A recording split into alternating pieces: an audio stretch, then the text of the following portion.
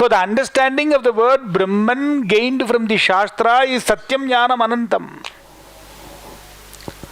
A limitless reality which is in the form of consciousness. Whatever is limitless, which is in the form of consciousness. Tad Brahma Veti Vijaniti iti Brahmavit. The one who knows that Brahman is Brahmavit. The knower. So the one who knows Brahman is called as what? Brahmavit. And if you know that Brahman, what will you get out of it? What do you get out of it? Apnoti param. That is the next word. Brahmavid apnoti param. Now there is going to be a big discussion on the word apnoti. Why? Because it is a transitive verb. A transitive verb expects an object of the verb, correct? You gain. When you say I go, you go where? You have to give a space. You have to give a place, the place where you reach. It becomes a transitive verb. But then there are other verbs which are intransitive. I sleep. It's a complete sentence. So when you say now I know, you know what? Brahman. And the knower of Brahman is what? Knower of Brahman, Brahmavit. What does he gain? Param apnoti. There is a big discussion for the word apnoti. The knower of Brahman gains the limitless. Param. Param has got the meaning of transcendence.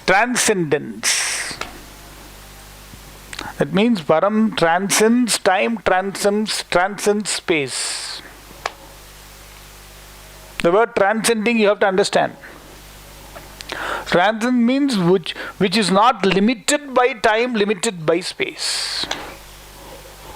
It includes everything in this time and space. But at the same time, not limited by time and space.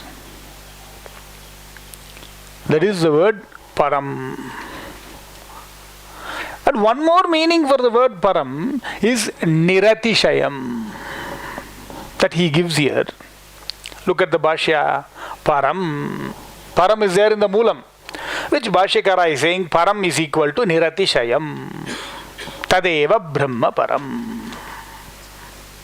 Niratishayam means what? What is incomparable. That is called Niratishayam. What cannot be compared? There is nothing which can be compared to that of Brahman. That is Niratishayam. Nothing equal to Brahman. Nothing like Brahman.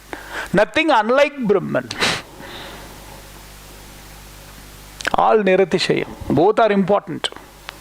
When you say nothing like Brahman, there is nothing like this part, another part you can show. But there are certain things with which you go by giving negative examples. Correct? Counter examples it's called. You give a counter example to it and then you say it is unlike this. Right? That counter example is also eliminated by the word aparam. That means it includes everything. At the same time, it is not limited by anything. There is nothing param other than Brahman. Tadeva Brahma Param. That Brahman alone indeed is Param. Therefore, the only thing that I can give or compare to Brahman, Bhashyakara says is Brahman. The only thing that I can say is only Brahman. If I want to say blue, blue is a color. I can talk about something else in the same species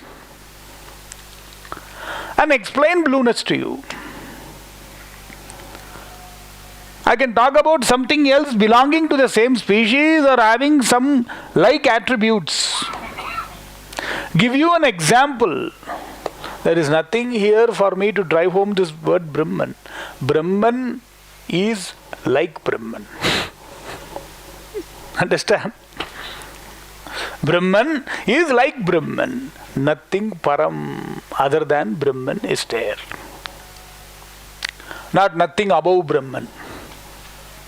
Some people will, the word param also means above, beyond. There is nothing beyond Brahman.